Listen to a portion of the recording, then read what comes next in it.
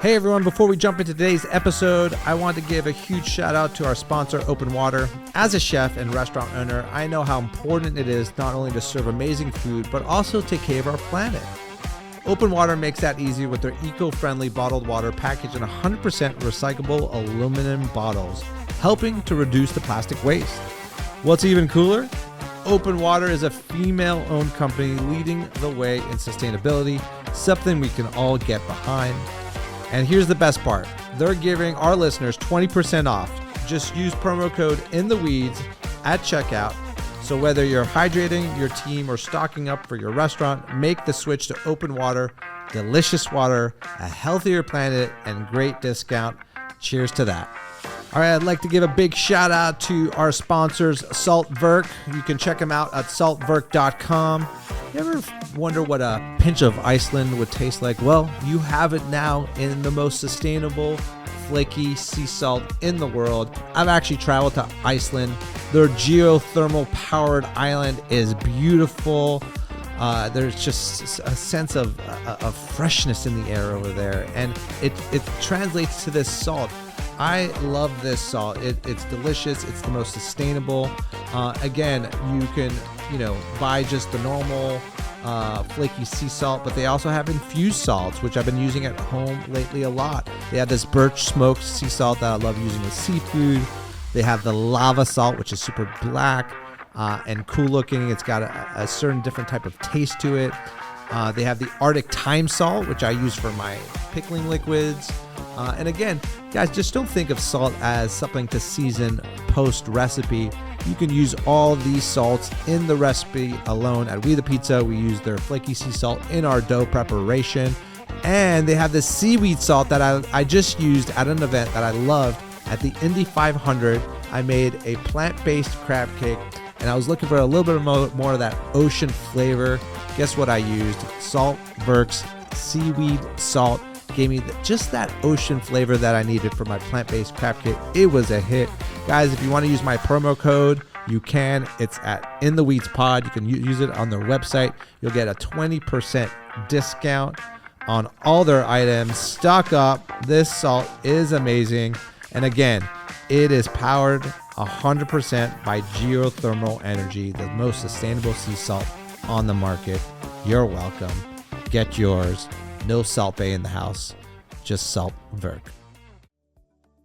What's up, everybody? Welcome to the In the Weeds podcast, where we dive deep into the craziness of the restaurant industry and so much more. We discuss food, beverage, even food policy issues. Basically, if you love to eat and drink and are curious about this industry, this podcast is for you. I'm your host, Spike Mendelson, a recovering celebrity chef, a long life restaurant rat, from washing dishes in my family's business to cooking at Michelin star restaurants, competing in reality cooking competitions, and serving as an advocate for food policy issues.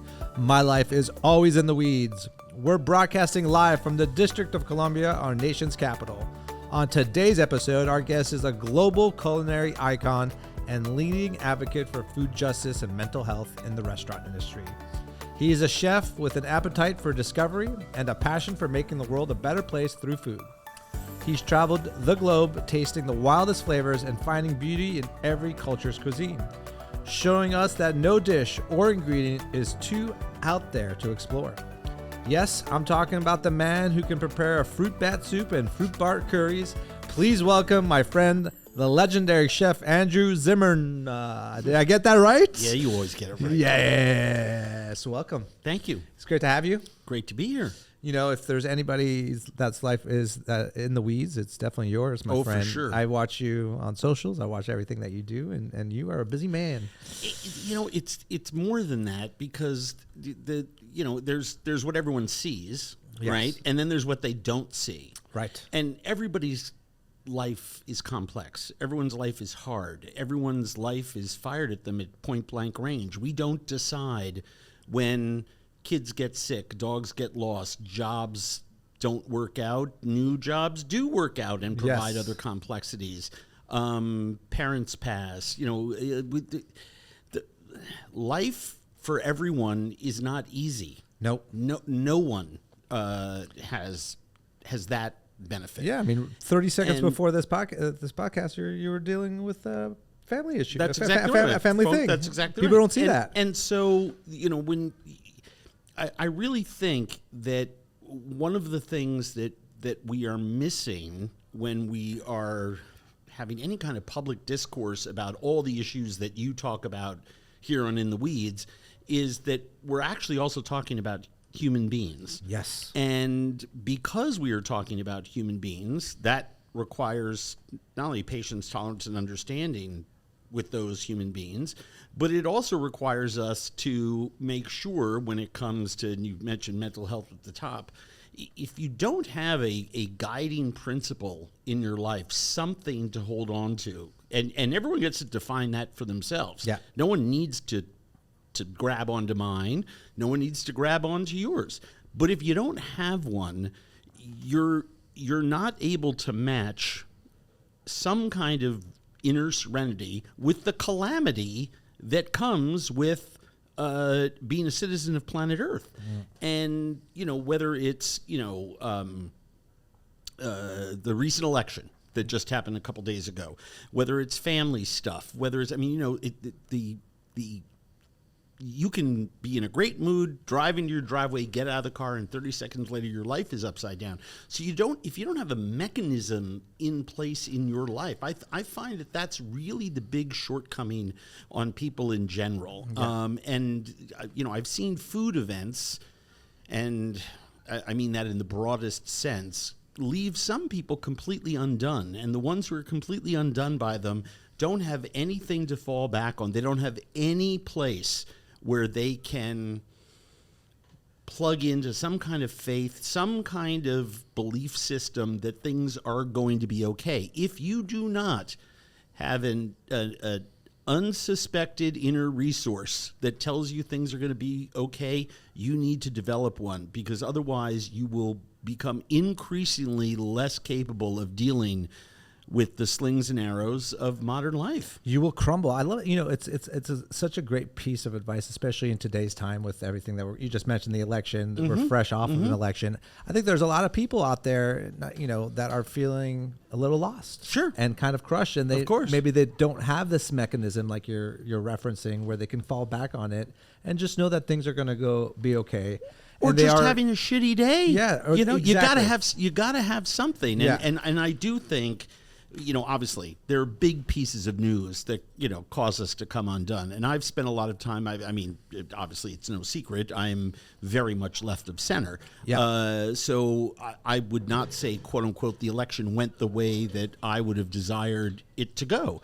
And I'm very concerned about what's going to happen to our country over the next 4 years and moving forward because of what may happen the next 4 years, certainly the next two before the 26 midterms. But the idea that you would become despondent for more than the grieving process is intended to be. I was despondent the other night. I went through my whole thing. I'm still bruised and shaken and by all of that kind of stuff. I'm bruised and shaken by stuff that's going on in my house in Minnesota right now. I'm bruised and shaken by stuff that's going on in my workplace.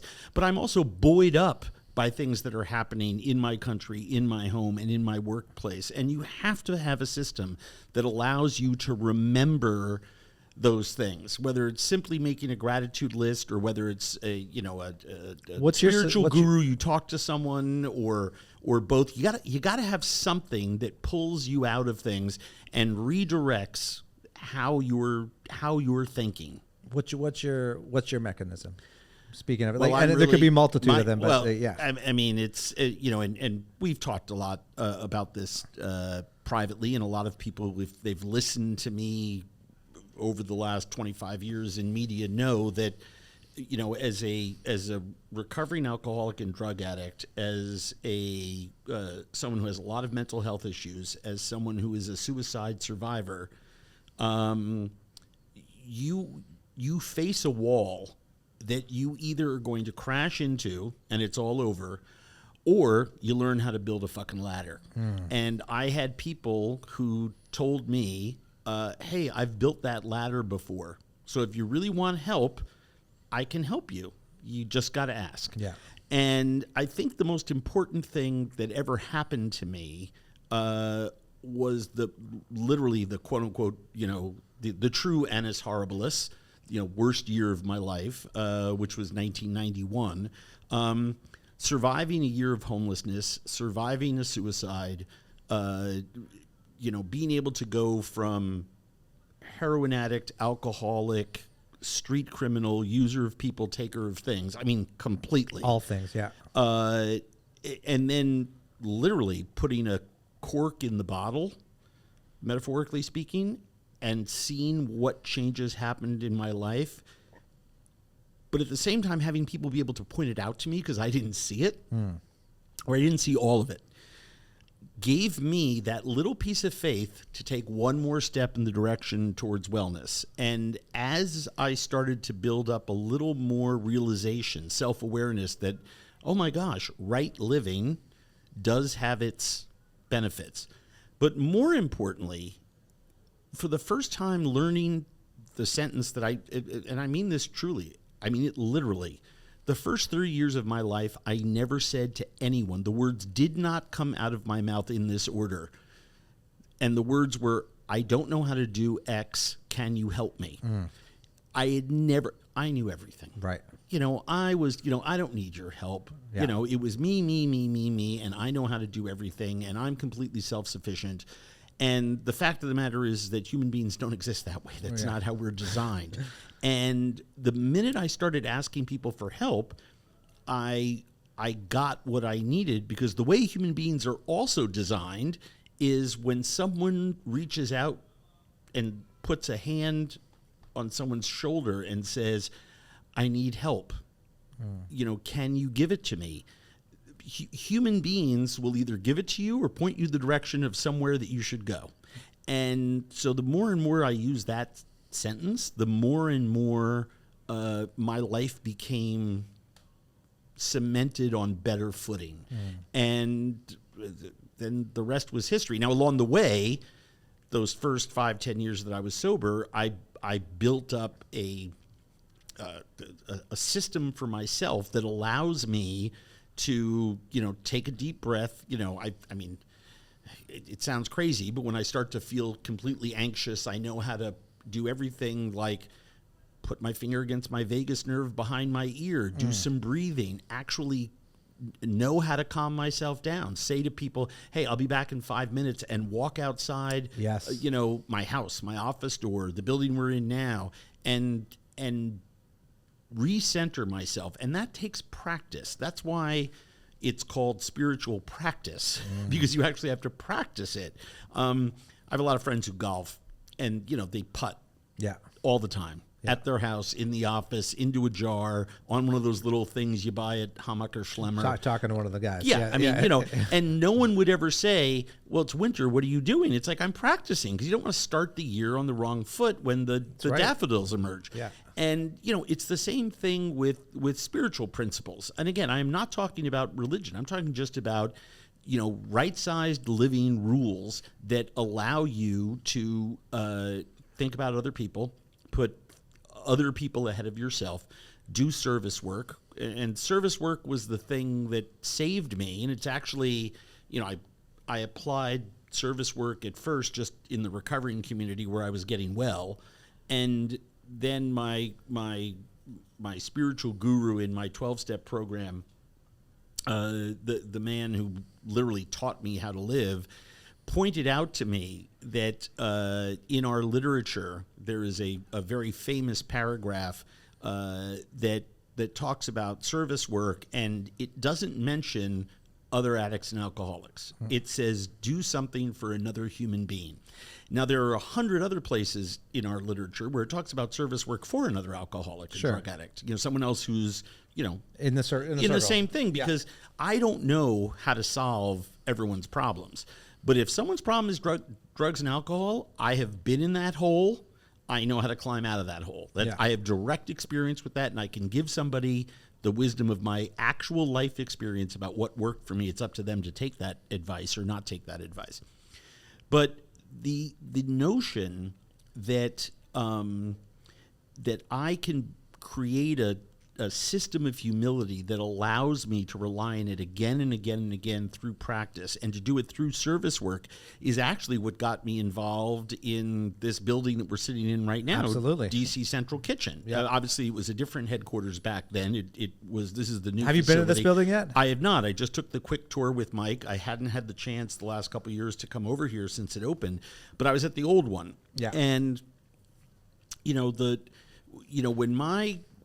when my Yodas said to me, do work out in the world, do service work out in the world. If it's working for you so well in this little community over here, why wouldn't you use that in this larger community over there?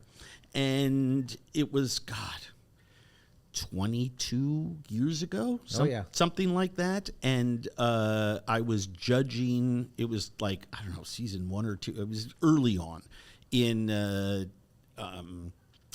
Iron Chef, the Battles, the Food Network version. Yeah. And, it had just sort of started a year or two beforehand, and I became a regular judge on that show. And I was there with our friend Jose Andres, and he was judging. And we shot 2 episodes in a day back then, which was a lot.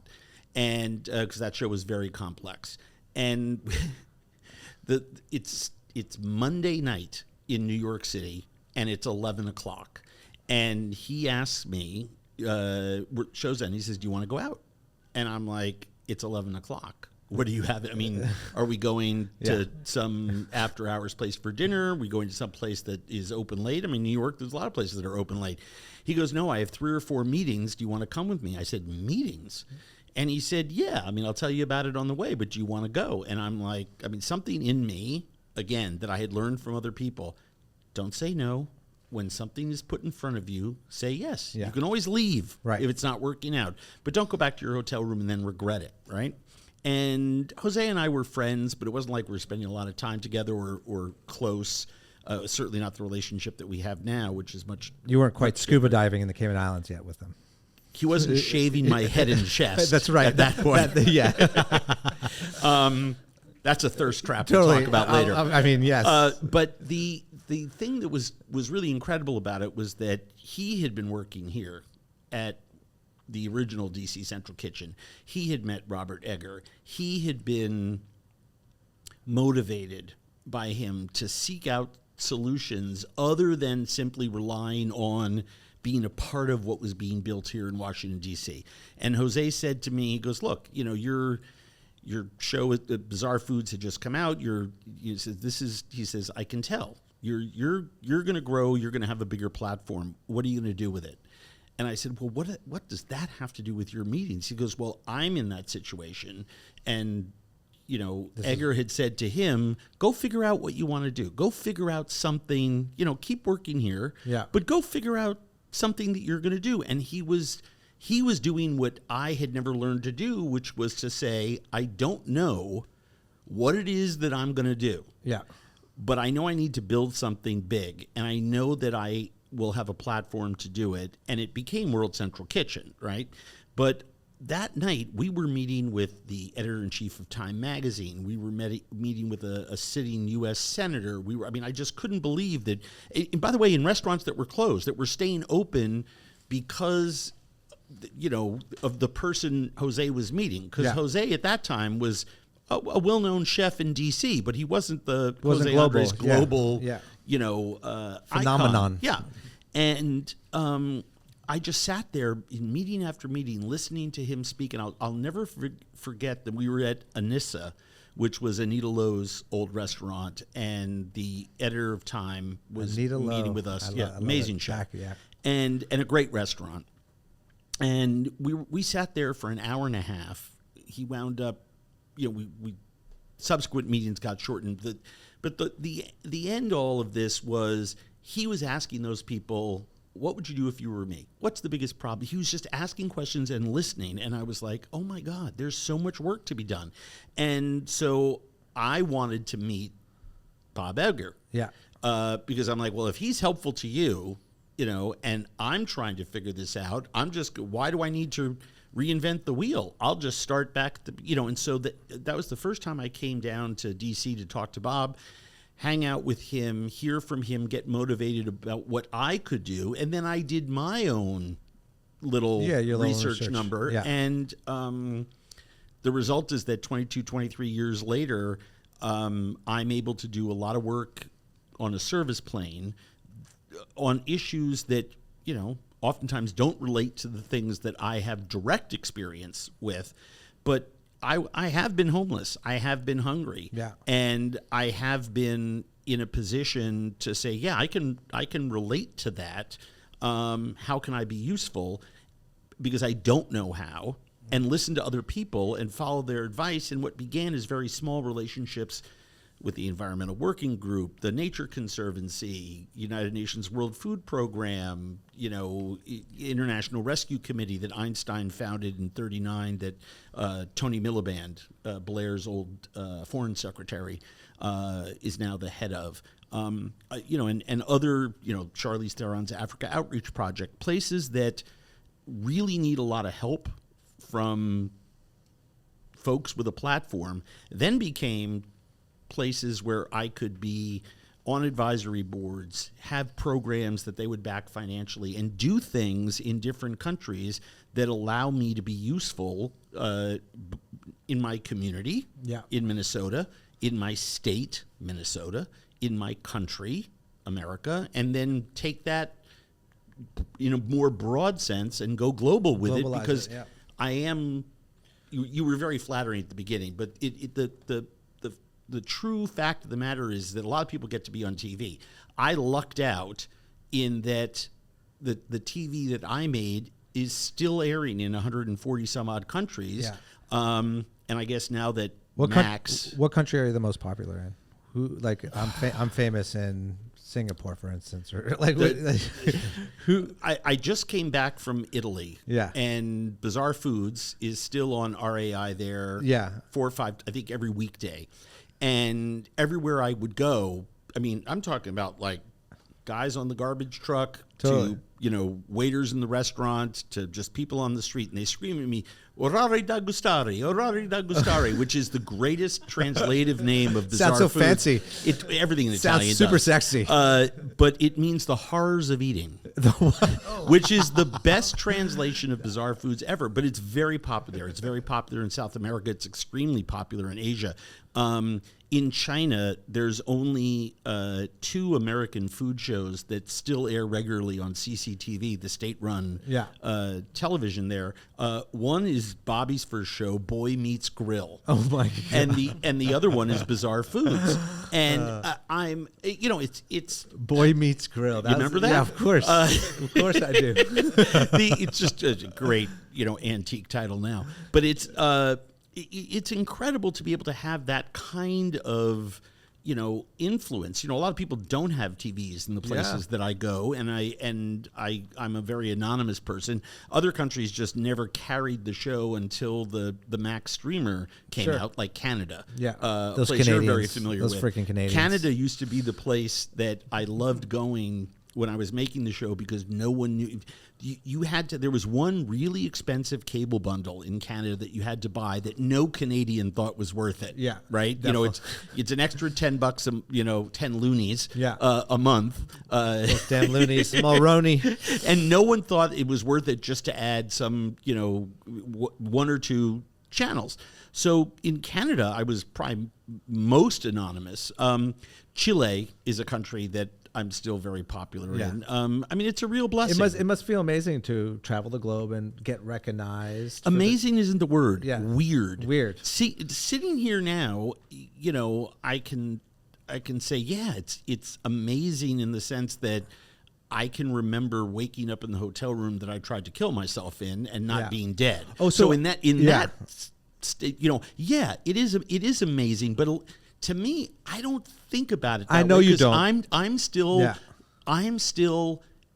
building your so ladder. obsessed with building my ladder, because I'm still so obsessed with me and my petty little problems. But yes, when I take a step back and I think about it, it is an incredible privilege. Even my problems today are an incredible privilege. What was I love that we opened up with some of the struggles that you had back in the day, because we are for those that are just listening, we are here at DC Central Kitchen, where this whole program is taking formerly incarcerated people that either may abuse drugs or alcoholics or had other arrests or any type of criminal activity or anything that can just put them into the system, and DC gives them a second chance, a third chance, a fourth chance of making something. It's actually, in a weird way, they give the opportunity for these people here to build the ladder. Correct. Right? The mechanism here at DC Central Kitchen for anything that any issue you have when you walked into this door is cooking. That's right. And it's feeding people, right? And that's what I find is so amazing, because I go to graduation classes. I'm sure you've been to one or two here maybe in the past. And they never get old. There's a saying here that the graduation day never gets old at DC Central Kitchen, because it's the moment where you see the 12 to 15 students, however many they are, they've built the beginnings of their ladder. And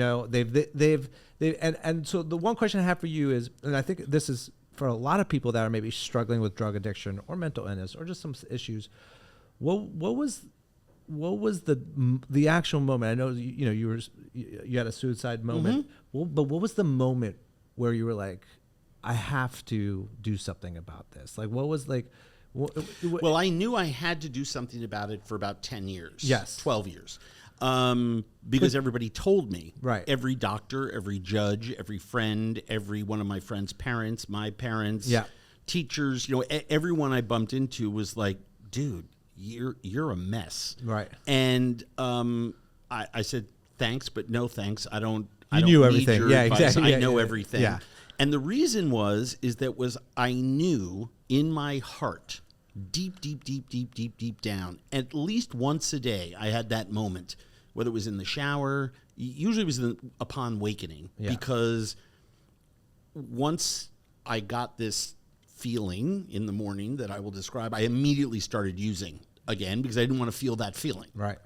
And that was the voice in my head said, you have to stop using chemicals. Yeah. And yet that was my solution. It turned out to be a false god, but I thought it was my solution to all my problems. In my heart, I knew it was actually what was killing me. I just was unwilling until I had used up every other chance to try. It was you. You were my fault. My girlfriend was the fault. That job was my fault. Those friends were my fault. It was everyone else's problem until I had nothing left to do. And when I had checked into the San Pedro Hotel, hotel is a fancy. Very fancy. By the way, San Pedro. You paid by the hour. Yeah, is that in Europe or where is that? Oh no, that was in New York City. The San Pedro sadly is no longer there. But gladly is also no longer there. But I would love to be able to gaze upon it one more time. But it was a hotel where people went for a couple of hours, do drug deals, get high, sex workers, took clients there. I mean, it was a flop house rundown hotel. You paid by the hour. The person at the front desk was behind bulletproof glass. I had stolen a bunch of, long story short, but I had gotten a little bit of money. I gave them, enough money for a day. You just got a little bit. Where did you steal the money from? Where did you? I stole from one of my godparents because I knew New York City apartments, and then I made the mistake of going across the river to New Jersey to hock it, and its value, I didn't get its value for it, but the legal definition of that was a felony because I had done it across state lines, and which is a whole other story. We know a thing about cross state lines, don't we? I answered for that in my second year in sobriety, where I had to stand before a judge and be honest and throw. Me talk about a faith moment, but I had gotten a little stockpile of cash together. I bought a case of Popov vodka because I knew a deal. Even though I was only going to drink a couple bottles, I had a fistful of barbiturates that I had bought downtown from an old heroin dealer, and I just swallowed enough, barbiturates and vodka to kill an elephant. And I woke up 2 days later, and for a second, really a second, I had this thought: plug the phone back in the wall and call someone. And that's what I did. And I immediately started backpedaling when that someone showed up to help me. But 2 days later, I had my umpteenth intervention. I went to my umpteenth treatment center. I tried for the millionth time to get sober, and that was almost 33 years ago, and it stayed continuous. I did not, my plan, that day was to, leave the airport. I couldn't. Get off the plane. I couldn't. Run away from the treatment center. But it was 10 below zero in central Minnesota with 5 feet of snow on the ground. And I was like, I've gone to another planet. And I just kept, on one hand, I kept putting one foot in front of the other. And little by little, this plan that I had to run away and come back to New York just became not a plan anymore and not viable anymore. And I got well. I will say, just to finish the thought so that people aren't left hanging, I have been in jail and I have been in prison. And there is a difference. And anybody who's been in jail or prison knows there's a difference. And when this felony charge, you're in treatment, no one knows you're there. You're in this halfway house, no one knows you're there. Right. After about a year and I'm working and taxes get filed, all of a sudden I pop up on a computer somewhere and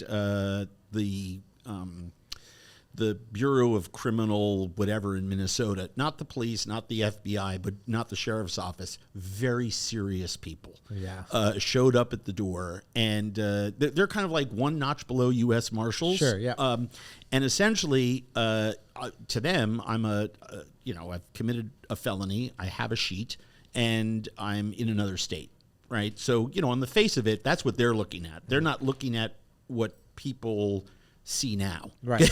And I called a lawyer, and they represented me, and I got out of jail the next day and got a court date, and I was told just to tell the truth.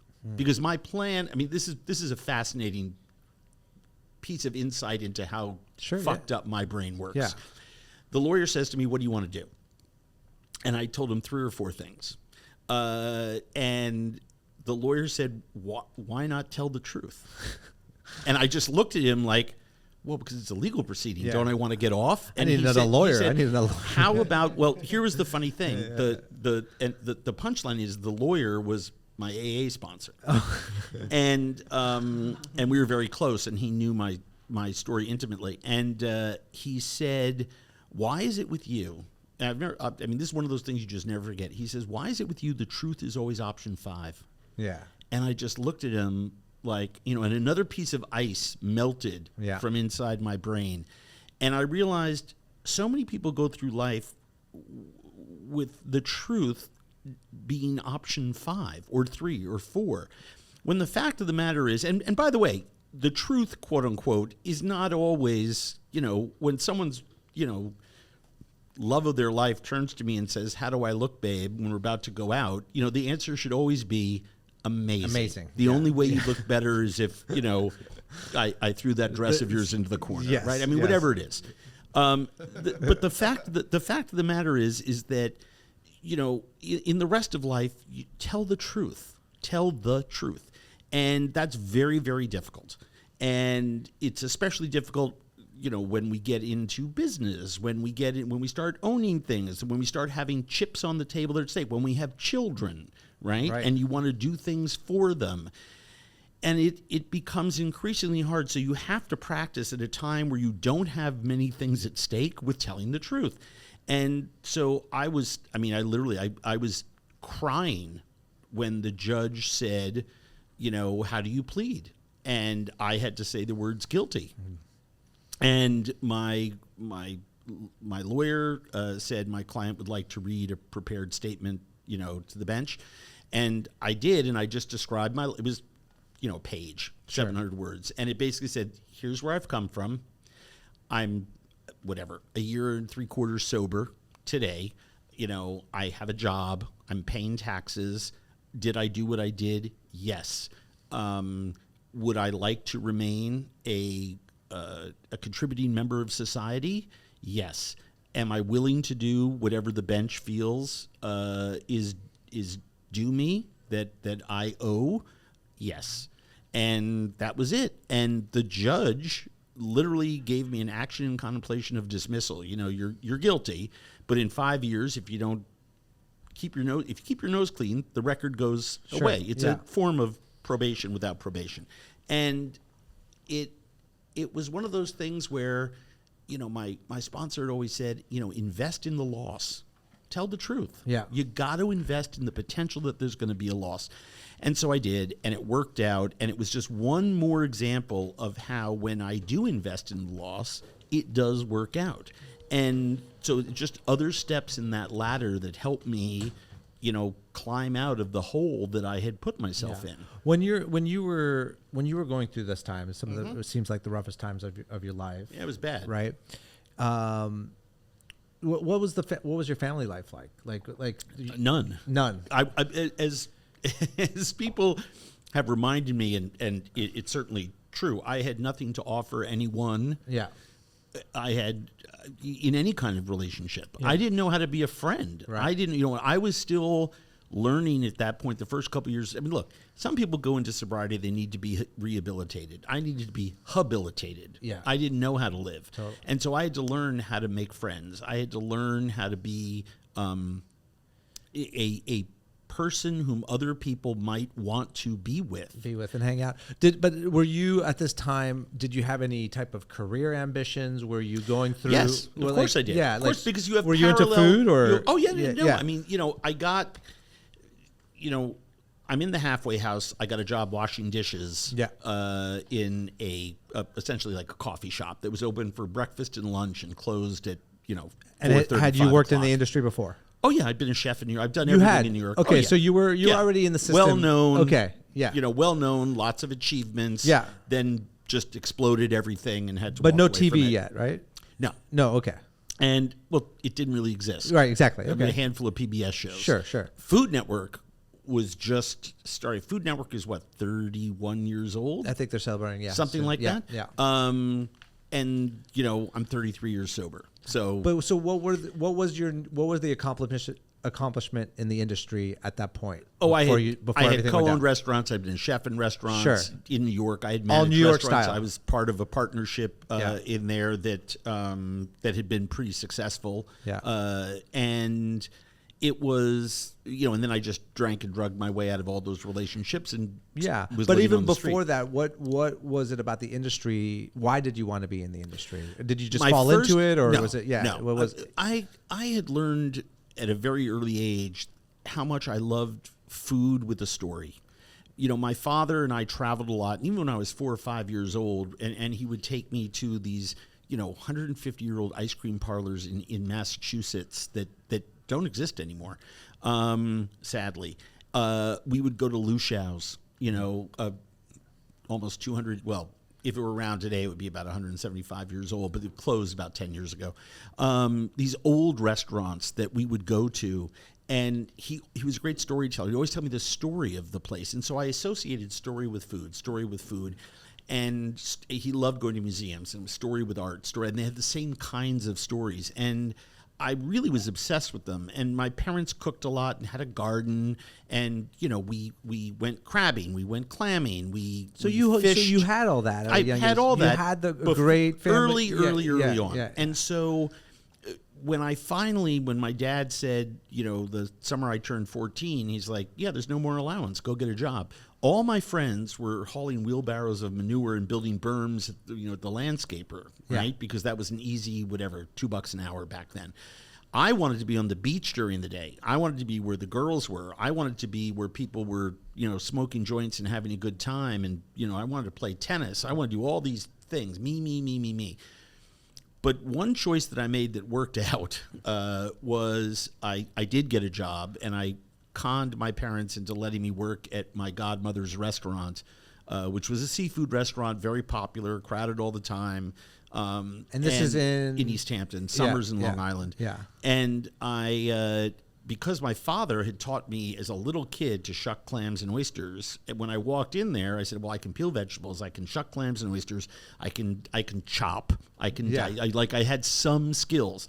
And so little by little, I started learning, and I had an aptitude for it. And, because I had learned from my parents, I had watched, and my grandmother.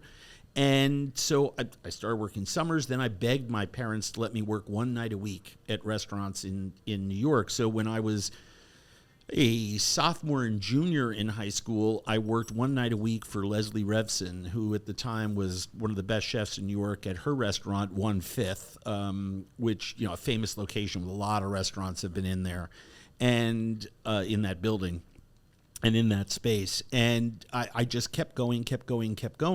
So by the time I started getting thrown out of college, a semester at a time, I would run away to Europe and stage in restaurants. I worked in Venice, I worked in Paris, I worked in Hong Kong, where I became obsessed with Asian food of all types, and did well. And the best thing that ever happened to me was working in Italy and learning how to make risotto. And at two restaurants in Venice in particular. Now, in those restaurants, you had like two burners. You could not sandbag the rice. There was no par cooking of the rice. Yeah. And anyone in the industry knows that most risotto, you par cook the rice, you sheet pan it so that you can put it out in 12 minutes instead of 28 minutes. That's right. That's the secret trick, everybody. You guys don't know about it. Par cook the rice. Par cook the rice. And so when I got to New York and I was looking for jobs again, what kind of places before New York? What kind of places in Europe? So, like in Paris, for instance. Good ones. Good ones. You were going after the big ones, right? Yeah, well, you got to remember, there was no competition. I mean, I was talking to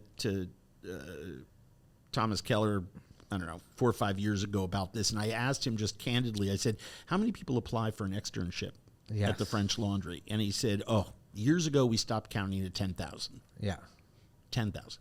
Now, in the late 70s and early 80s. I was one of those 10,000, by the way. In the late 70s, early 80s, no one was doing this. Yeah. No one. Yeah. And so when I went to Paris, I just got on a flight, went to Paris, and started knocking. I got a little Michelin guidebook. I started knocking on doors.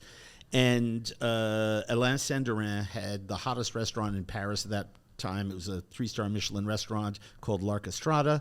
And, 45 seats, 800 guys in the kitchen. And I got a job because I could shuck clams and oysters. Look at that. And went to work there. And one of the things that I had to do was get up at 5 a.m, go with the sous chef, because the chef does not do it. Big chefs don't get up at 5 a.m, go to the market anymore. I mean, some do. Some do. But it's, it's this mythology that's built up. But the person who ran day-to-day ops in the kitchen liked to go to the market, and he did it 3 times a week, and he made someone else do it the other 4 days a week. And I would go with him because he needed someone to carry boxes. Yes. And so that was my job, box carrier. But eventually I became open the box and put it away guy. Then I became trim the beans guy. Then I became, okay, you can work at night and shuck something. Yeah, you're working through the brigade. And you just you make your way. And I was good and fast, and it worked out. By the time I got back to New York and was really looking for work, I had a pretty good skill set. And so, today, Taverna de la Fenice and Alla Colomba, I think, are both 1-star Michelin restaurants. Yep. So I was able to, Grand Cafes popped up in 83, 84 in New York, these 175-seat Italian restaurants. They had 6 risottos on the menu. So, of course, what do? I'm like, hey, I can cook risotto. And they were like, yeah, right. We have like 6 on the menu, and we got 180 seats, and I'm like, you got 4 burners. I did it on 2. That's right. In a restaurant where we didn't have as many pans as you do. Yeah. So I was washing my own pans in the hand sink. And let me teach you this par cooking thing. And they were here was the thing. This one Italian restaurant, La Colonna, had brought a chef in from Italy. He knew one of the restaurants that I had worked in Venice. And he let me help the guy who was in charge of the risotto station. Within a week, the guy who was running the risotto station was gone. Yeah. I was doing it, and I was doing almost everything from scratch. And because you can par cook without refrigerating the ice, you can get your risotto base going and then start, like order in, get it going. One has squid ink and lemon and squid. The other one is Milanese with saffron and peas and lots of parm, whatever. And there's a way to do all this. And if you manage the burners in your pans, you can sort of keep up. And I did a good enough job that it allowed me then to keep going and start working around. And I eventually wound up, working in some really good restaurants in New York City before things just absolutely exploded and got completely out of hand.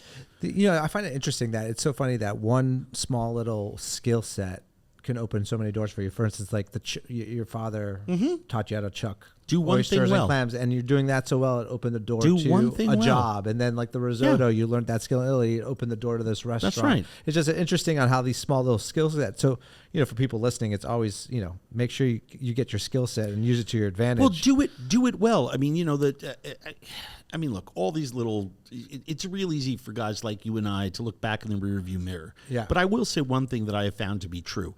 Don't be an inch deep and a mile wide. Yeah. There's a lot of messaging these days that says you should know everything about a little bit about everything. Yeah. And I think that's because of these devices in our hands, Yes. right, that are supercomputers. Yeah. It has sort of re-emphasized that point of view. I'm not sure that that's really good. Yeah. In fact, I'm positive. It's not good.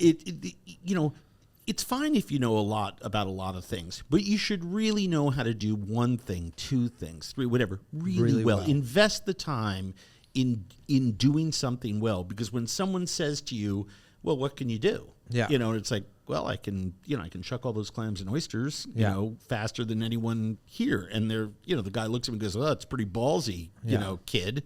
And I'm like, "Bring it on," And it's, to be able to do something simple the right way, is, I think, of vital importance as we grow up. And by the way, like Malcolm Gladwell's 10,000 hours thing, invest the time in something. It sometimes doesn't take 10,000 hours. You and Rocco, but do it. We just, Rocco was on the podcast. He was talking the same thing about that book. It's been, Well, it's true. Yeah. I mean, Malcolm Gladwell's, stuff he's one of those guys where, like, pick up any of his books and show me something he's wrong about. Yeah. So So you're in New York, you're living the life, you got some great training, you're working at great New York City restaurants. What were a couple, like, did you ever get into was Gotham, did you peep into Gotham bar at a time? All my friends were at Gotham. Yeah. Which is probably the reason why Alfred definitely wasn't giving me a job. When my friends were at Gotham is when I was working for Thomas over at Raquel. Oh. And Thomas Keller. At Raquel. Yeah. Oh, okay. And that came before the laundry, or what? Oh yeah. Raquel. He left. Famously, the restaurant did not succeed. Yeah. And a partnership between him and Serge Raoul, who just passed away, who owned Raoul's. And but when they were opening that place, because I was a regular at Raoul's as a diner, I heard that this was happening, and then you ask around, and everyone's like, "This guy, Keller, is the shit." Yeah. This dude, the guy, is going to be amazing. And so, through a series of circumstances, through some friends, one of my buddies, Steve Kalt, who had been working over at Le Cirque, we had started this little partnership. We went in trying to do some consulting work. We wound up working in the place. I wound up cooking in the place. It was one crazy thing after another. And, I had the chance to be working there, and until they found me passed out in the liquor room. It's a common story. Those days? It happens. Well, the funny thing of and I worked for Ann Rosenzweig at Arcadia. I worked for Joachim Splika when he opened up Quo Vadis QV. Yeah. The old Quo Vadis space he opened up as QV. It didn't work. That was, you talk about a powerhouse lineup in the kitchen. The group of 7 or 8 people that were working at QV reads like a who's who list of frickin' rock stars now.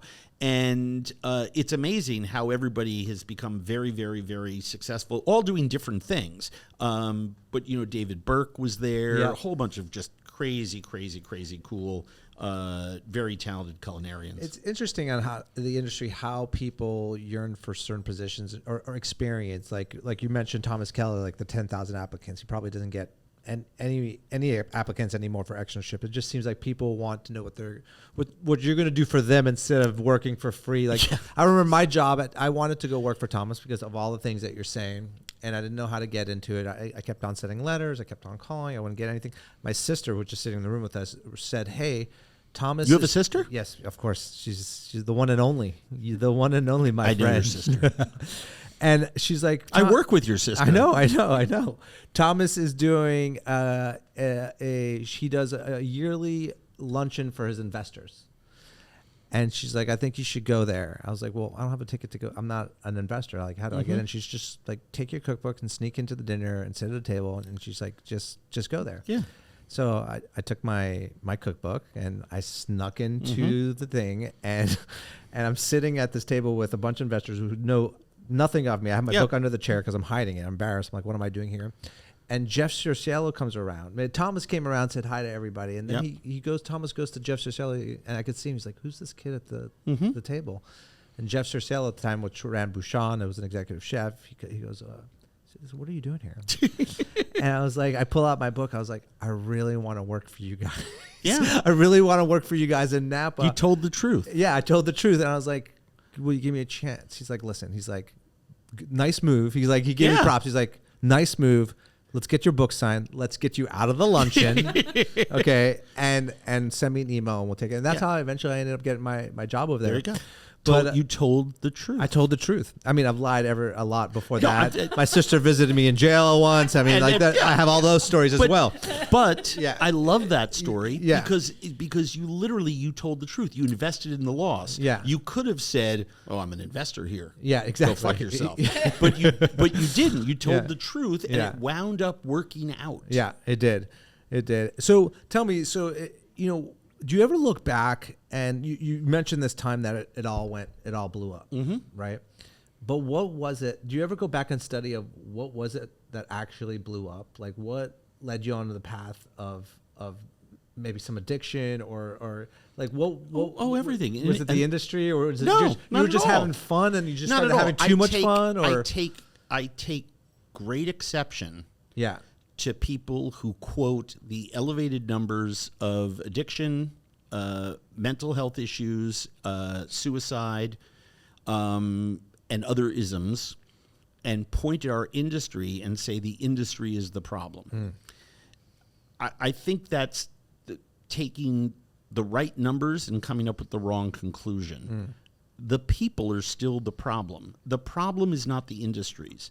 What I found, and it's certainly less of a case today because I think most businesses that serve food that we tend to call restaurants, but there's lots of others, are more professionalized now than they were in terms of how they hire, how they care for employees. I'm also sick and tired of people saying restaurants don't know how to take care of their employees because for the most part, they're fantastically leaders in taking care of their employees. Yeah. But I think people with isms tend to find certain jobs that are better places to hide out than others. And I think just circumstantially, restaurants happen to be one of them. And the reason is, if you show up on time and you do your job, because it's the ultimate meritocracy, right? If you can't make the salad look the same way 100 times a night, you don't get to keep the job making the salad. Right. I mean, that's just, just 101. very basically. Yeah.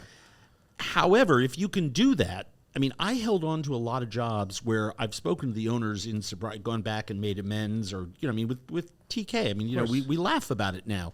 But the fact of the matter is that if you're good, if you can poach 400 eggs for a brunch, and you can do it in a 2-hour window, they don't care how much you're stealing from them. Yes. It does not matter because you look for years to find someone who can. With no plates coming back saying the eggs are cold, the eggs aren't cooked through. Whatever you do 200 portions of poached eggs in a 2-hour window. Yeah, I'll shoot you up myself. Whatever you want. Yeah, right. Exactly. And that's disappeared, but that was the case back in the 80s, early and mid 80s in New York City. So I held on to a lot of jobs that I shouldn't have. I had a lot of other very cool guys who I desperately wanted to work for, who I went in, sous chef gives me the job, chef owner comes over, looks me in the eyes and says, I can't hire you. Mark Forgione's dad, Larry, who's a good friend now and a legend, basically after a day said, please don't come back. And I looked at him and I said, why? And he just looked at me and he said, I know what I'm looking at. He goes, you and I both know. Yeah. You're going to work here. It's going to be a month from now. You're going to figure out a way to make yourself indispensable, and it's going to break my heart. And it just showed how prescient he was, just looking me in the eye. Yeah. TK, who everyone thinks is a very cold individual, I think is the exact opposite. I find him very, very warm and loving, despite the fact that he found me. I stole the keys, and this is real alcoholism. Yeah. I stole the keys to the liquor room, went down there, drank myself into a blackout, and I woke up to him and Serge kicking me to wake me up while I was passed out on the cement floor of a sub-basement in a Tribeca building that Raquel was in. And, of course, I had chosen to perform this horrendous act on the last night of the month. So they had come in on a Sunday to do inventory. And, of course, so they walked in on me, and, 6-7 years later, Thomas was giving a speech out in Aspen. I was out there attending the Food and Wine Festival. This is, 30 years ago. I was like 3 years sober. And he saw me in the back of the room and literally left the little podium that he was at. In those days, they were giving talks in restaurants. And just started crying and hugging me and said, I thought the next time I saw you would be at your funeral. Yeah. Why do you think he gets that coldness rap? Because he's so serious, and when it's game time, he puts on his game face. It's like the It's Bill like Belichick what you said thing. earlier. They only see the outside. They don't see the. That's exactly right. He's very much a human being. He's seen it all. Oh yeah. And the amount of dedication to craft that it takes to do that. Yeah. Same with Danielle. Same with Jose. Same with all these guys. Right. I'm talking about the Mount Rushmore people.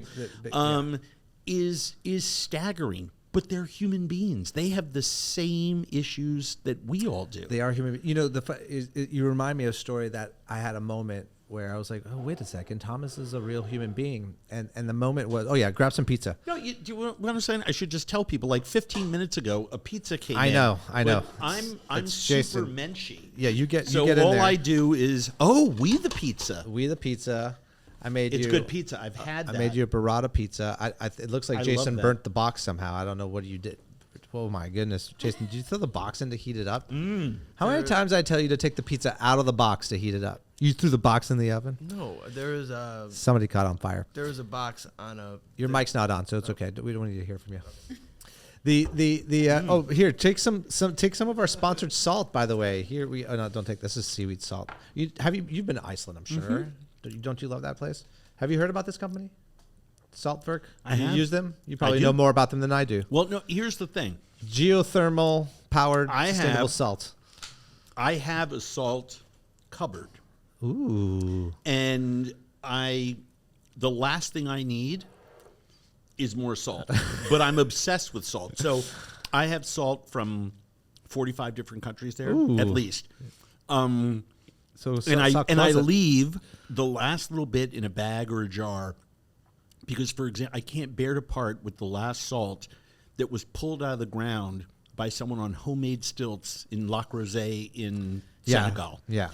I can't bear to part with the Japanese sea salt that I got on this little island that's hand harvested, that's dried in pans, in actual pans, in tiny little amounts and sold on the side of the road.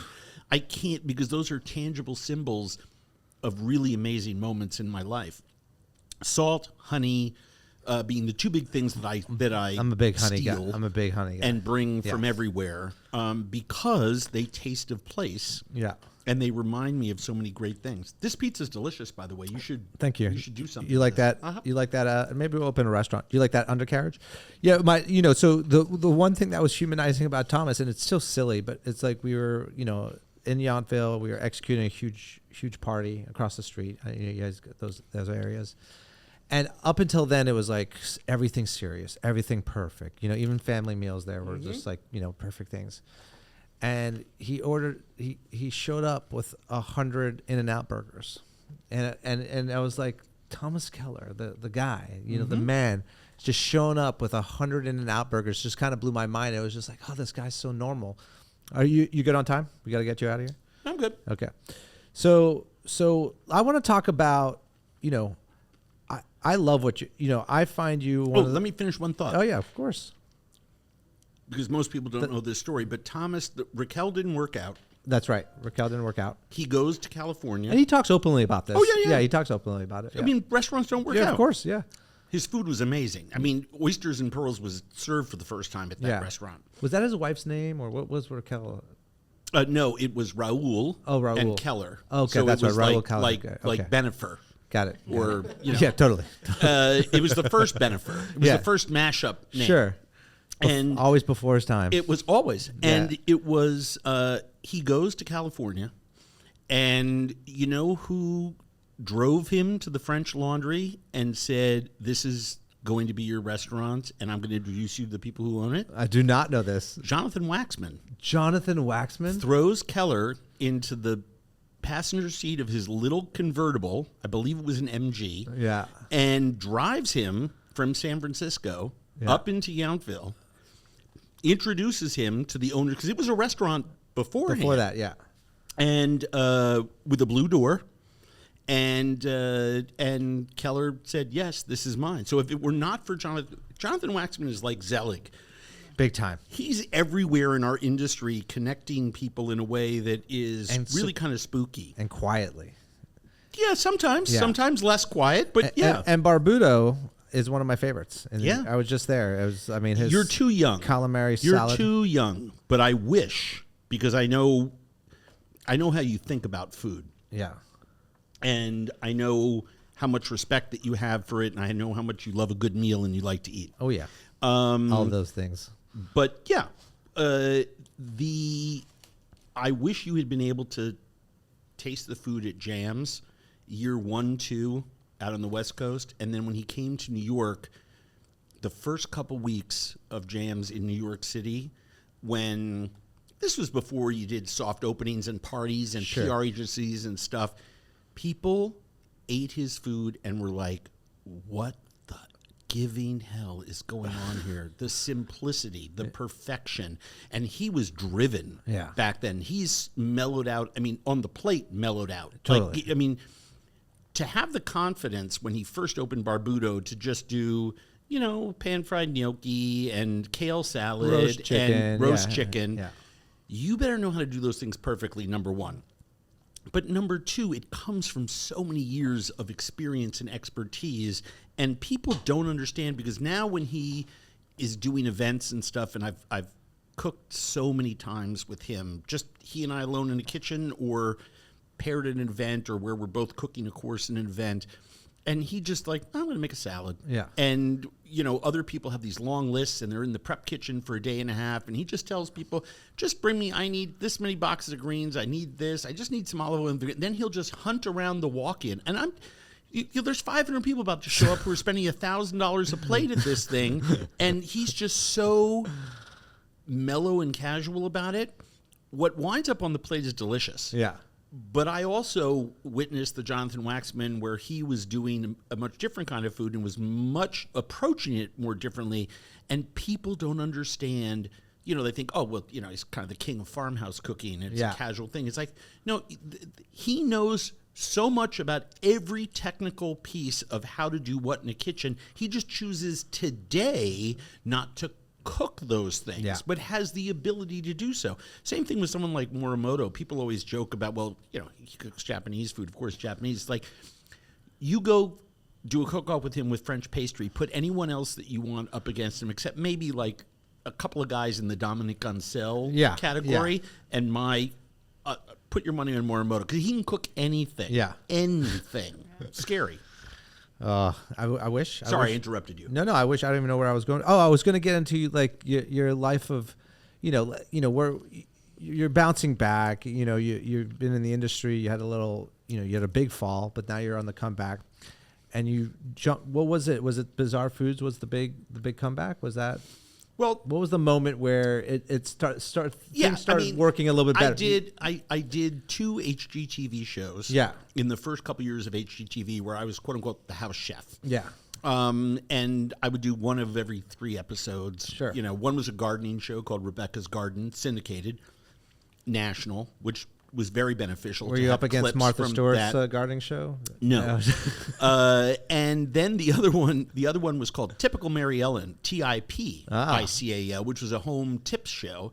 And they needed someone to do food. And so every 3rd episode I was on there doing household tips, because they run out of different ways to tell you how to get stains out of your skirt. You know, Sure. I mean, Yeah. the usual kind of BS that was going on in those days. And I got to learn how to do it. I was working in live local news. Yeah. And I had left restaurants because I wanted to sort of create my own media syllabus and learn, because I didn't know how to, again, I don't know how to do this. Can you help me? Sure. So I got an internship at age 33 at a radio station, a TV station, and our local glossy statewide magazine, and was writing, doing radio and TV. And in live local news, you're shooting your own stuff, you're pitching the stories to the news desk, you're writing your own stuff, you're working with a videographer, you're learning how to edit, you're writing script, you're crashing stories to air, you know, you're Yeah. shooting at night and then airing something for the next morning's news. And that helped me immensely Big time, in yeah. doing all of my other TV stuff. And eventually, you know, I came up with this idea, pitched it to Travel Channel. They said it was called The Wandering Spoon. Worst show Wandering ever Spoon, pitched in the another- histoy of television. Bobby And Meets Grill, The Wandering they, Spoon. They came to me. Pat Young said to me, "I'll meet with you tomorrow for 15 minutes back here, same time. But give me something that's 75% entertainment and 25% smarts. Yeah. What you're giving me is 85% smarts, 15% entertainment. You're in the wrong building. Go talk to PBS." He says, "But if you can figure it out for me, I'll put you on the air for a long time." And I came back, and I just, you know, like, let's take people around the world and show them the foods that, you know, one man's weird is another man's wonderful. And I Yeah. started pointing out, where would you go? And I pointed out places that I would go and what we would eat. And literally, the show was sold. He said, "Now you got to go find a production company to make it with you." But yeah, we'll buy that. And so I went back and partnered with the local production company, and the rest, as they say, is history. The really big things that launched that show, I think, into the stratosphere was at the same time Travel Channel bought a show that was failing on Food Network called, what was it, the Chef's Voyage, Chef's something, Tony's first show. Why am I blanking on it? I was about to ask you, had Bourdain done anything yet at this point? Did No, you know well, him? he was on. Well, yes, we did know each other. Yes. Because we'd both gone to Vassar. We had both been cooking in New York. Yeah. Blah blah blah blah blah. But he had sold the show to what would become ZPZ. Yeah. And Lydia and her team had gone out in the field with him to do this show that Food Network didn't want. They sold it to Travel Channel. Travel Channel re-aired that season. It tested well. So they had him out on the road making what would become No Reservations. Yeah. The year that they were buying my show. So we were in post-production when the first season of No Reservations came out, and then when we went into premieres, we were on right before reruns. Yeah. Right before reruns of season 1, and then they immediately ordered extra shows of mine because he was already in the field shooting season 2. So they sent us right back out on the road after the first 12, said, "Give us 30 more." And then they paired us on Monday nights for the first 3 years, Yeah. which, I mean, you know, something I'm most proud of is that when we were back-to-back in premieres in the early days of Travel Channel, we pulled numbers that were beating Monday Night Football. Yeah. And that was pretty amazing. I mean, that was a real turning point for our industry. Big time. I think in the types of stories that you could tell, it opened up, we approached the same, travel and food, but with a much different, obviously, point of view and a different way of storytelling. And Is there it was great. Is there a piece of you knowing, what you shared about your father introducing restaurants with stories. It was a lot of storytelling. Is there a piece of you that pulled stories and food? It's basically what you do. 100%. You're a storyteller around food. That's all I do. Yeah. When people say, what do you do? I got a lot of things I've done, a lot of things I'm going to do, but I always tell people I'm a storyteller. Yeah. The funny thing is that, I talked about my love of history and art history. It got to a point where, like a painting in Art History 101 in college, where I can be on the road in the jungles of Nicaragua and eat a bowl of chanfaina, a stew made of all the organ meat, in a jungle market somewhere, and tell you as much about the people and the culture at that point, what ingredients are pre-colonial, pre-contact, what's post-contact, why it's cooked that way. If you've eaten a lot and you've listened a lot and you've traveled a lot and you've paid attention and you've given people the respect so they open up around you, the next thing you know, you're my age and you have a library of food experiences and tastes that you can rely on as a comparative barometer that allows you to say, oh no, this is great pizza. Yeah. Right? Or, that's a really great bowl of soup. Where some people are like, well, what are you basing that against? Yeah. Where else have you eaten soup? Yeah. Right? And I'm not arguing that everyone gets to form their own opinion. That's why there's chocolate and vanilla. Whoever made the soup, their relationship ends the moment that they put it down in front of another human being with a spoon. Yeah. Then it becomes the diner's experience. Having done both and having done both for a long time has its benefits in that I'm able to sort of discern things from that I think might escape some other people. But it's all about storytelling, right? It's all about being able to look. I mean, there's people who are smarter than me and better looking than me and funnier than me and everything better than me who've tried to do the same thing, but the audience wants to tune in to me week after week. That's a bankable thing, and I don't say that in from a sense of ego. It's just like I'm totally still in television, and I've been doing it for a long time, and that's the difference. Is can you get audience to tune in, and can you do different? Then it's like, can you do different shows? Can you go on different networks and do the same thing? And so I'm really proud of having built something that foundationally is replicatable. And that audiences trust me. Sustainable. It's not about sure, shows come and go, networks come and go. All that kind of stuff is true. At the same time, the most important thing you have is the relationship with your audience. Yeah. If you don't have a relationship with your audience, however you define that audience in whatever business, it's not going to work. I didn't realize for some reason that you and Bourdain were coming on the scene in and around the same time. Actually, did you have interactions early on with Anthony before shows? Like, were you guys? Because it seems like you're both kind of history buffs. You love storytelling. You love food. A lot of similarities between what you guys have done. So, did you have a pretty good relationship with him in the beginning, or like did it develop? I know you ended up having a fantastic relationship with him, but when we'd been in a lot of the same places doing a lot of the same things. We wound up, before my first season aired, we wound up doing promos together because the network knew we were going to be back-to-back. So we went out on this, we actually shot it at the foot of the Brooklyn Bridge. Yeah. One cold fall day in New York, very windy.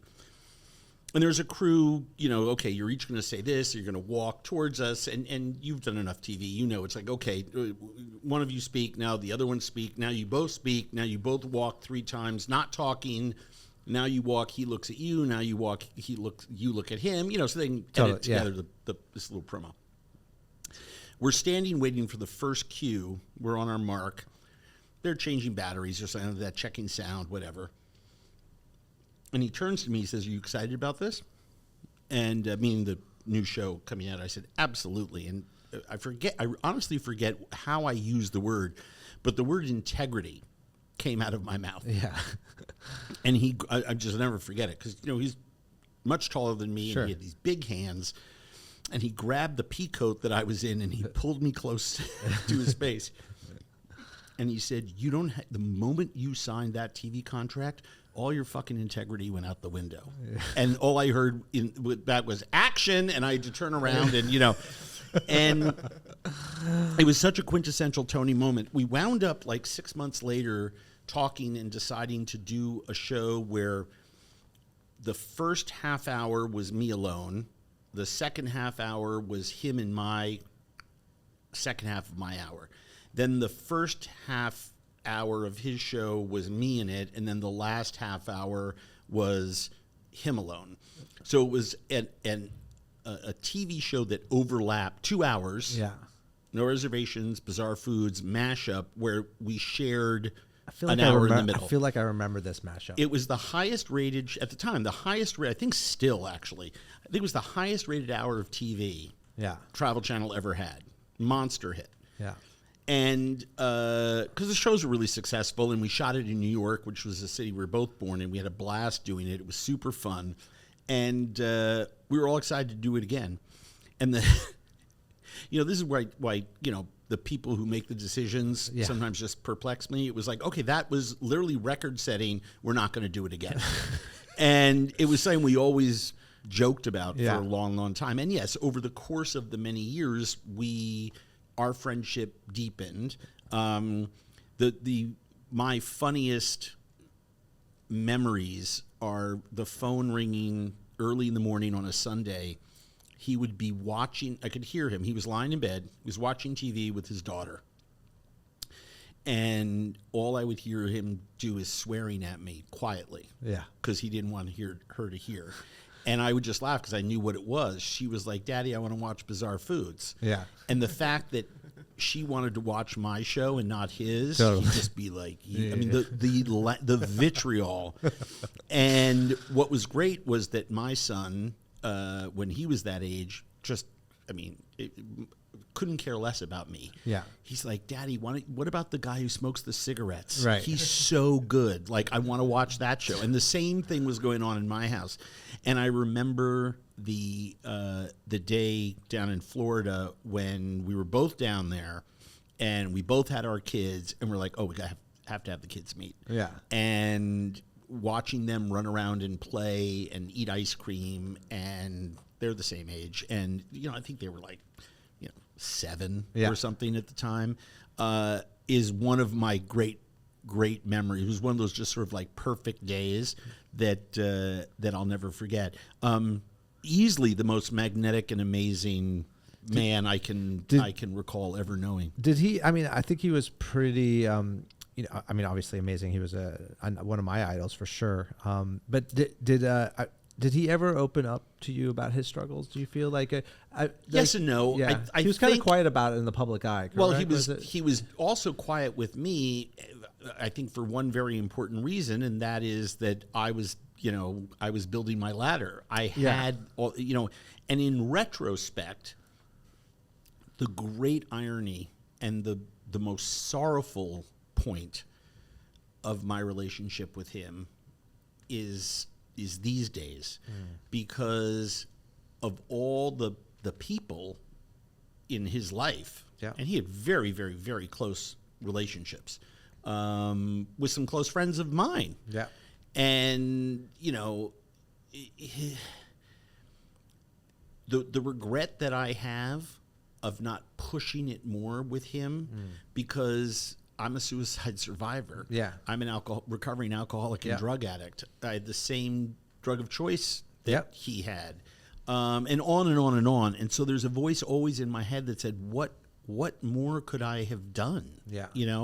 And it's not guilt. Yeah. It's not, it's more like a what if kind of. It's more than that. It's in between, and guilt's not the right word. It's like a move not taken, and life doesn't give you many do-overs, right, if any. But if I had a do-over there, I would have been a little more confrontational with him about it, only because as someone who was in recovery, I knew something was going. There's something going on. The last time that we were physically together, he was so happy. He was so happy. And then a bunch of shit hit the fan and a whole bunch of other crap. And then the next thing you know, my phone's blowing up one day. I'm in Philadelphia shooting. We had been shooting late into the night, and it was the next morning. And my phone was going bonkers. I immediately thought something was wrong at home with my child. Yeah. What else? Why would there be 150 you know? And I was sleeping in and it turned the phone off. Because I had to get up and work at like 11 o'clock. And I looked on my phone, and there were some members of the press whose numbers I had, and I saw, and they were calling like 20 times. And I was just like, what the fuck? And, you know, you in those days on the Apple iPhone 1 or whatever it was, you know, I swiped away everything, and then the news little headline sort of popped up to click on. And it was all about him being discovered and no longer with us. And that was a crazy, crazy day. My directors, everyone, they had called, you know, everyone came into my room. They're like, we're not going to work. It's just, and I said, I can't just sit here in a hotel room. I said, of course we're working. Yeah. You know, of course we're working. And, I was always giving him shit about his Clark desert boots that he loved. Of course. And so he gave me a pair of desert boots, and I had never worn them. But this is these weird, like, sort of, you know, God shot moments.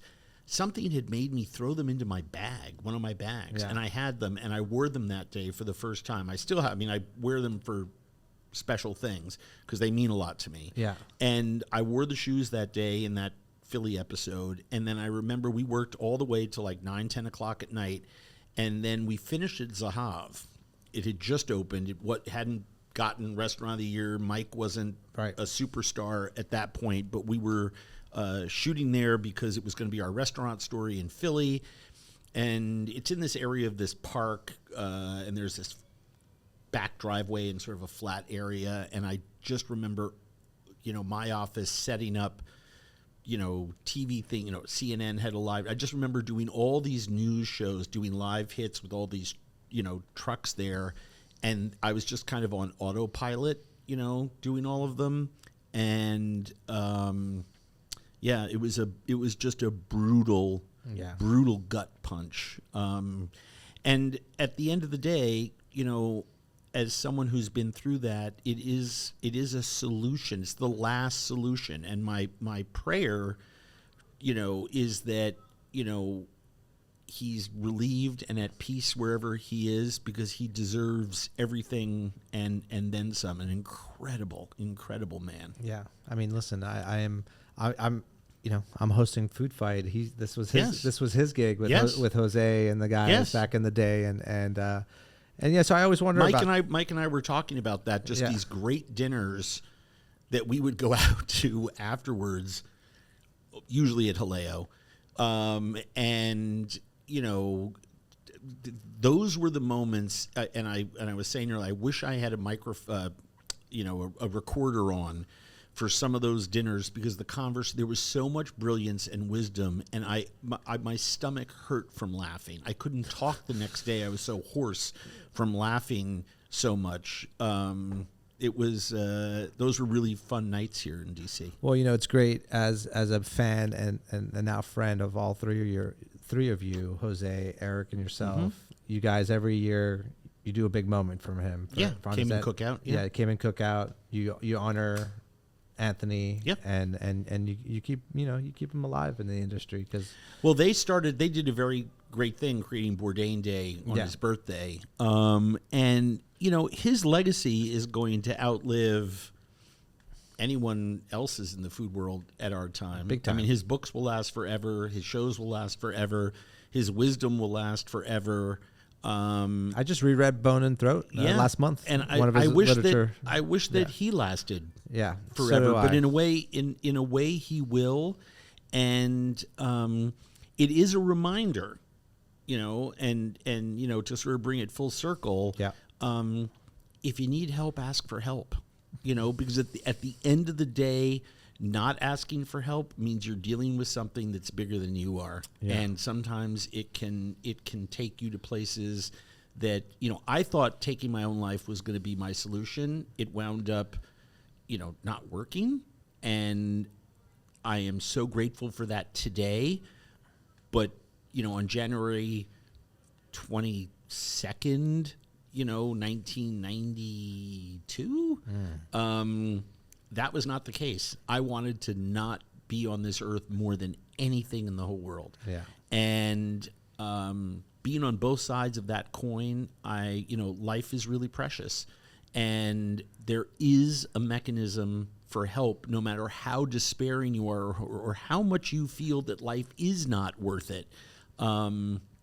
This is an incredible gift that we're given, and ask for help. Yeah.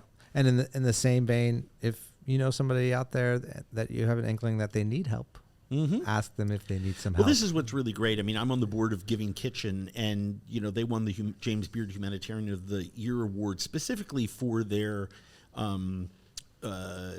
suicide prevention program that they give free of charge to restaurants and food businesses. And it's an amazing program. And the most basic, I know the whole thing kind of backwards and forwards, obviously working with them for a long time, being a board member, and got involved with them because of my struggles with drugs and alcohol and suicide many years ago. But, now being a board member is that, that they were the first ones to sort of come up with this check-in that's like, how are you doing? Mm-hmm. And not just letting someone say, great, and then you're like checking a box and walking on. Right. Actually take the time. What, you got 30 employees right now? Spend a minute with each one. A minute is quite a lot. You can do a lot in a minute. Big time. Spend 2 minutes. What is that, an hour a day? Talking to the people who actually work your business. Yeah. Support the people that are working with you, for you, above you. Here's the deal. Other human beings are worth it. We're human beings. We want people to care about us, care about other people. Where can people? I know we're nearing the end of, and you've been so generous with the time, and we all actually have to get to the food fight pretty soon. But what are the organization? Is there a website that they can go to learn more about? Oh yeah, the easiest thing in the world. I mean, obviously you can go to givingkitchen.org, but if you go to andrewzimmern.com, That's right.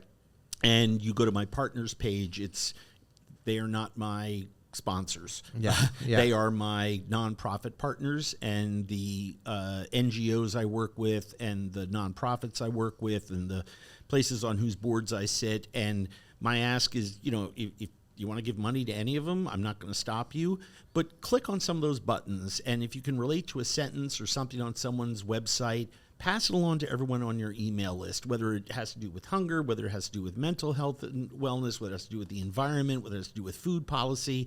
Spread it around. We need awareness these days. These next 4 years are going to be very rocky. A lot of money and a lot of government programs are going to change, be eliminated, and we're going to need more help than ever in solving some of our social justice issues and some of our endemic people problems, I feel, certainly over the next 2 years. So let's make sure to get involved and stay involved. Big time. And Andrew, what's we're closing this session up here. There's so much. I feel like we could talk to you for another 2 hours. We haven't even had policy stuff. Hopefully you can come back for another season one day and we could even cover some more stuff. But what could people out there look forward to from Andrew Zimmerman here coming up in the next year or two? Oh my! Probably obviously more TV coming out. Wild Game Kitchen and Field to Fire, which are completely fun to do. I've got some other TV projects that I hope are going to sell, and then those will probably be late 2025, 2026 projects. I have a big cookbook that's coming out in summer or September. We don't know which. It could potentially deliver at either time. And it's a seafood encyclopedia. So they're thinking, instead of typically dropping spring and fall, they're thinking, maybe we should drop, during the summer when people are more seafood centric in America. And so that's why I don't know. But look for that. It's called the Blue Foods Cookbook. Blue Foods Cookbook. And I wrote that with Barton Seaver. And Barton Seaver. Yeah. He was a local guy here Yep. for quite some time. And now a Maine resident, one of the great evangelists for eating seafood the right way. Oh, yeah. And it's a wonderful project. We're really thrilled about it. I think it's going to be the right thing at the right time, and it's just a lot of great recipes, but a lot of great talk about the issues of the day with fish and all types of seafood, fresh and saltwater. Are you still working with Gavin in some Yeah, capacity? yeah. Just throw out to Gavin. Sure, I do a lot. I mean, you're right. I do a lot of shit. But yeah, I mean, Gavin Kaysen in Minnesota, an incredible chef, one of the best chefs in America, one of the best chefs in the world. He's an incredible culinarian, and a great human being, an amazing leader, an inspiring person to be around, a great businessman. And we have a bunch of things that we do together, but recently the big thing that was just announced is the expansion of our business, KZ Provisioning, which is a catering company, but the only clients that we have are professional and collegiate sports teams, the teams themselves. Yeah. The idea being that if you have a sports team, your greatest asset are your players, and so you better be feeding them the right way, and with an eye for wellness and happiness and recovery from injury and from life on the road and practice. And we approach it with a very unique blend of hospitality and culinary excellence. And people can go to kzprovisioning.com if they want to learn more about that. If you own a pro sports team, go to kzprovisioning.com. There we go. I love it. That's what I was looking for. That's a fun space to be in, where you see a problem. I mean, this is business school 101, right? Right. Find a problem and then build a business that solves the problem. Yeah. That's what we did, and it's going well. It's cool. Designing food for professional athletes is a very, very complex, very complex thing, and is now a 365-day-a-year thing, because athletes understand they have to take care of their bodies, and what you put into it is of the utmost importance. So that's right. And then you forgot the show that we're doing together, Spikes in My Luggage, where that's right. Andrew takes me all over the world with him, and I just pop out of his luggage. I was going to say, you pop out of the zipper, you kind of open it yourself, and your head pops out. It's in my hotel room. It's like a great sight gag that kicks off every show. Episode 1 is the Paris episode. I'm pretty psyched there we about go. it. Yeah, I can't wait. It's great. Guys, thank you to everyone for joining us on this captivating episode of In the Weeds podcast with our guest, Andrew Zimmern. To learn more about what's cooking with Andrew, please visit andrewzimmern.com. A special shout out to our fantastic sponsors, Saltwerk, Open Water, Just Iced Tea, and We the Pizza. More ocean, less plastic. If you haven't tried Open Water, it's time to hydrate and drink up. Visit drinkopenwater.com to learn more and find local dining locations and retailers to pick up a bottle. Discover the refreshing taste of Just Iced Tea at eatthechange.com and satisfy your pizza cravings with We the Pizza at wethepizza.com. You will not regret it. And a huge thank you to our broadcast home right here, DC Central Kitchen, for their unwavering support. They're just not serving up food, they're serving up real change. Learn more or get involved at dccentralkitchen.org. And lastly, to catch up on past episodes or to subscribe to future ones, head over to the intheweedspod.com, Apple Podcasts, or Spotify. The kitchen may be closed for now, but the conversation never stops. We are 86. Until next time.